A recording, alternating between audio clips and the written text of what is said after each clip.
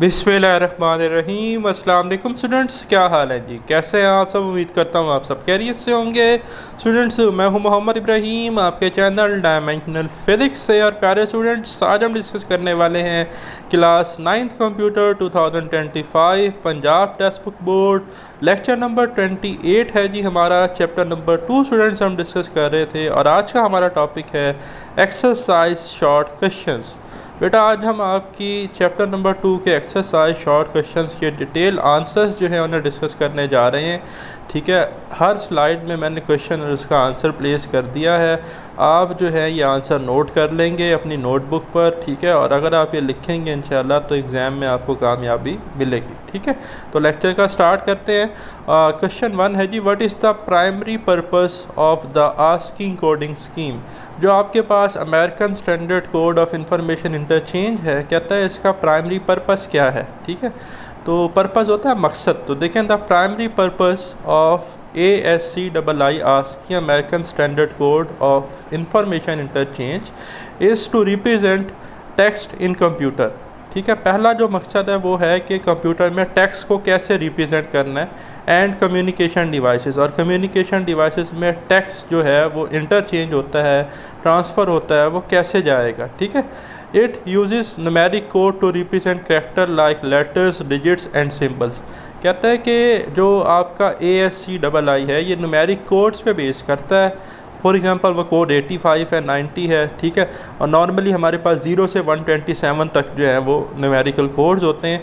तो उनको हमने लेटर, डिजिट या सिंबल्स असाइन किए हैं थ्रू आस्की। ठीक है, for example the ASCII code for upper case, अब एक अपर केस कैपिटल A है हमारे पास, इस 65। तो जब मैं न्यूमेरिक कोड 65 लिखूँगा डेसिमल में तो A आ जाएगा। एंड फॉर लोअर केस ए, अगर स्मॉल a लिखना है तो 97 प्रेस करूँगा तो वो आ जाएगा। ठीक, फिर आपके पास है जी question number 2, explain the difference between ASCII ASCII and Unicode. भाई आस्की जो है ना ये लिमिटेड है। ठीक है, अगर हम आस्की की बात करें तो ये 0 से 127 तक न्यूमेरिक कोड थे। ठीक है, जिसमें हमारे पास 128 कैरेक्टर्स थे टोटल। एक्सटेंडेड आस्की की बात करूँ तो उसमें 256 मैक्सिमम कैरेक्टर्स आते हैं। लेकिन यूनिकोड में बेटा हमारे पास ओवर 1 मिलियन, 1 मिलियन से भी ज़्यादा कैरेक्टर्स आ सकते हैं डिफरेंट लैंग्वेजेस के। तो यूनिकोड जो है ये ज़्यादा बेहतर है, फ़ायदेमंद है। तो देखें, आस्की यूज 7 और 8 bits can represent up to 128 और 256 कैरेक्टर।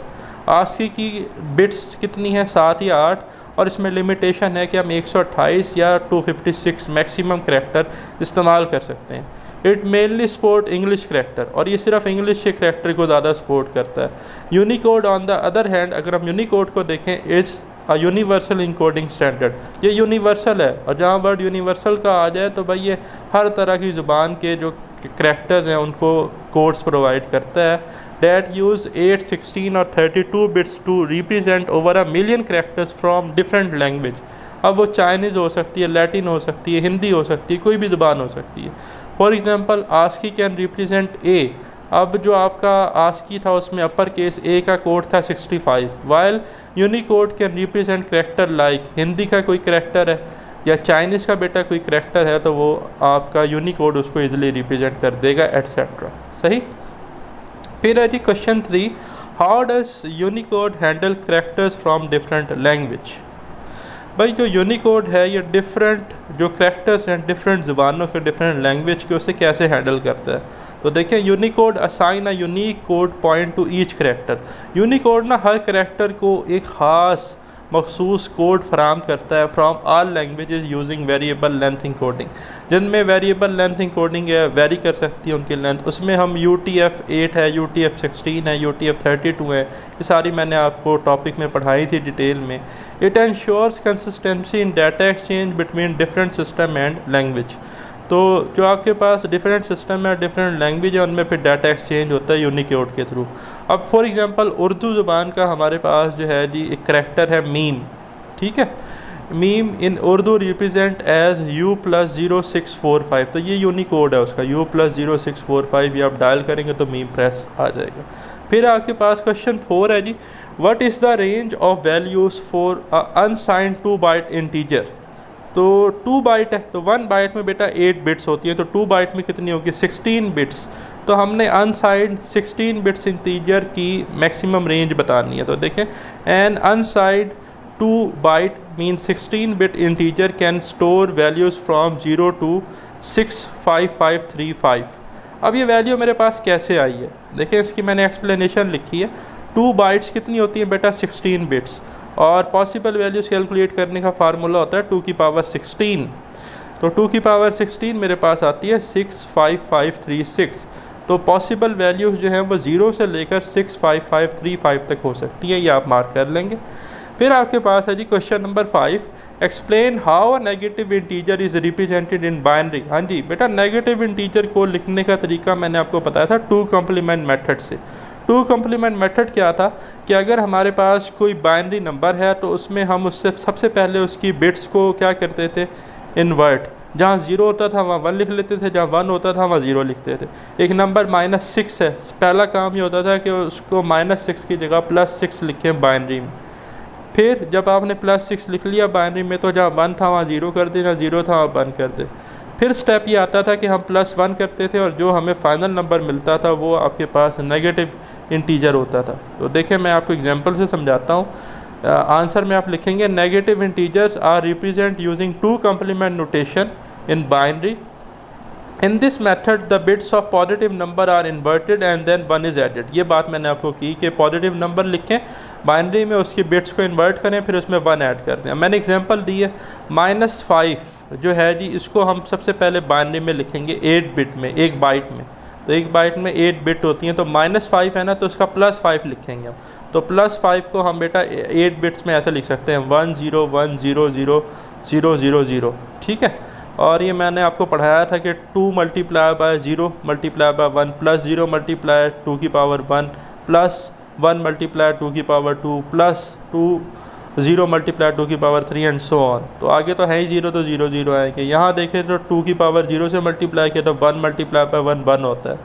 यहाँ हमने किया था 2 की पावर 2 से, तो 2 की पावर 2 4 होती है, तो 4 मल्टीप्लाई बाय 1 4, 4 प्लस 1 5 होता है। तो इस तरह से 5 बनता है।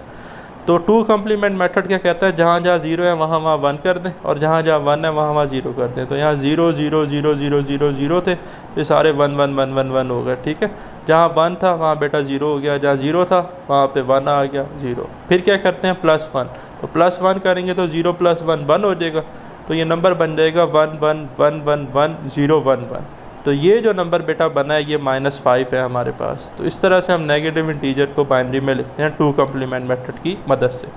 फिर है question number 6, what is the benefit of using unsigned integers. Unsigned integers को इस्तेमाल करने का क्या फ़ायदा है, ये आपसे पूछ रहा है। तो देखें, unsigned integers can only be represented non negative number. पहली बात तो ये अनसाइंड इंटीजर्स जो हैं ये नॉन नेगेटिव नंबर्स होते हैं, स्पेशली होल नंबर्स हम यूज़ करते हैं, which allows them to store a large range of positive values than signed integer of the same bit length, ठीक है। तो फ़ायदा ये है अनसाइंड इंटीजर का कि ये हमें जो है ना बड़ी लार्ज रेंज प्रोवाइड करते हैं पॉजिटिव वैल्यू की as compared to signed integer same bit length के। अब जैसे एग्जांपल है हमारे पास, and 8 bit unsigned integer ranges from. अब जो आपके पास 8 बिट अनसाइंड इंटीजर है इसकी रेंज है 0 to 255, while a signed one ranges from -128 to 127। तो इसकी रेंज ज़्यादा है अनसाइंड इंटीजर की, तो इसलिए इसका बेनिफिट है, हम इससे इस्तेमाल करते हैं। फिर क्वेश्चन नंबर 7 है जी, how does the number of bits affect the range of integer value. Number of bits जो है जी वो कैसे अफेक्ट करती है इंटीजर वैल्यू को। The number of bits determined the number of different values and integers can represent. तो कहता है जो नंबर ऑफ बिट्स हैं ये हमें बताती हैं कि जो number of different values integer में रिप्रेजेंट की गई हैं उनके बारे में।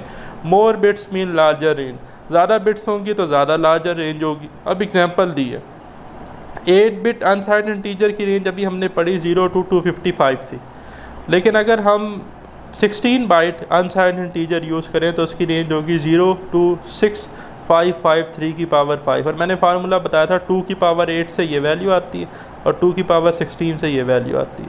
तो 8 बिट में रेंज कम मिल रही है, 16 बिट में रेंज ज़्यादा मिल रही है। तो जितनी ज़्यादा हम बिट्स यूज़ करेंगे उतनी ज़्यादा रेंज बढ़ती जाएगी। फिर क्वेश्चन नंबर 8 है जी, why are whole numbers commonly use in computing for quantities that can not be negative. तो कहता है कि जी हम ज़्यादातर होल नंबर का क्यों इस्तेमाल करते हैं उन क्वांटिटीज़ के लिए जो नेगेटिव नहीं है। भाई देखें, होल नंबर्स और unsigned integers are used where negative values don't make sense. For example file है, कोई साइज़ है, फ़ाइल साइज़ हैं, मेमोरी लोकेशंस हैं, या कोई पॉपुलेशन काउंट है, तो ये सारे पॉजिटिव नंबर हैं। तो यहाँ पर हम होल नंबर यूज़ करते हैं जो कि अनसाइंड इंटीजर्स हैं, ठीक है, because they provide a larger range for positive values, और रेंज हमें बड़ी ज़्यादा मिल जाती है, हमने पिछले शॉर्ट क्वेश्चन में पढ़ा भी है अनसाइंड के केस में। एंड रिड्यूस प्रोसेसिंग कम्प्लेक्सिटी, तो जो हमारा प्रोसेसिंग टाइम है वो बड़ा कम होता है, चीज़ें बड़ी जल्दी प्रोसेस हो जाती हैं, ठीक है, और हमें जो है हमारी डिज़ायर्ड आउटपुट बड़ी जल्दी मिल जाती है। फिर क्वेश्चन नंबर 9 है, how is the range of floating point number calculated for single precision. ये जी सिंगल प्रिसिजन में मैंने आपको बताया था, in single precision 32 bits IEEE 754 format the range is approximately, ये रेंज बेटा हमने पढ़ी थी, आपकी बुक में लिखी हुई है, +-1.4 मल्टीप्लाई बाय 10 की पावर -45, पेपर में MCQs भी आ जाती है, 2 +-3.4 मल्टीप्लाई 10 टू इस power 38। It includes 1 sign bit, इसमें एक साइन बिट होती है जो कि पॉजिटिव या नेगेटिव नंबर देखते हैं हम, और 8 एक्सपोनेंट बिट्स होती हैं और 23 मेंटीसा बिट्स होती हैं। तो फार्मूला क्या था हमारे पास सिंगल बिट प्रिसीजन के लिए, sign bit multiply by mantissa multiply by 2 की power exponent, where bias is 127, bias कितना यूज़ करते थे 127। फिर जो लास्ट क्वेश्चन है आज का हमारा टॉपिक का, question 10, why is it important to understand the limitations of floating point representation in scientific computing. कहता है कि इसको इतनी ज़्यादा अहमियत क्यों दी जाती है कि जो लिमिटेशन है फ्लोटिंग पॉइंट रिप्रेजेंटेशन की साइंटिफिक कंप्यूटिंग में, वो बताएं। तो देखें, floating point numbers can lead to precision error due to limited bits. कहता है जो फ्लोटिंग पॉइंट नंबर्स है ना, इनमें हमारे पास प्रिसिजन एरर आ सकते हैं डेसिमल प्लेसेस के, लिमिटेड बिट्स होने की वजह से। This can effect scientific calculation, और इसलिए साइंटिफिक कैलकुलेशन में मसला आ सकता है। डैट रिक्वायर्ड हाई एक्यूरेसी, तो हमें तो वहाँ पर हाई एक्यूरेट रिजल्ट चाहिए, स्पेशली इन इटरेटिव और सेंसिटिव कंप्यूटेशन। तो वो जो हमारी ज़रा हसास कंप्यूटेशन हैं वहाँ पे मसला आ सकता है। For example 0.1 can not be represented exactly in binary, 0.1 को हम एग्जैक्टली नहीं लिख सकते बाइनरी में, विच में लीड टू राउंडिंग एरर्स। तो राउंड ऑफ एरर्स आपके आ सकते हैं। तो ये था प्यारे स्टूडेंट्स हमारा आज का वीडियो लेक्चर। वेरी सून इंशाल्लाह हम डिस्कस करेंगे नेक्स्ट वीडियो लेक्चर को, तब तक के लिए अल्लाह हाफ़िज़।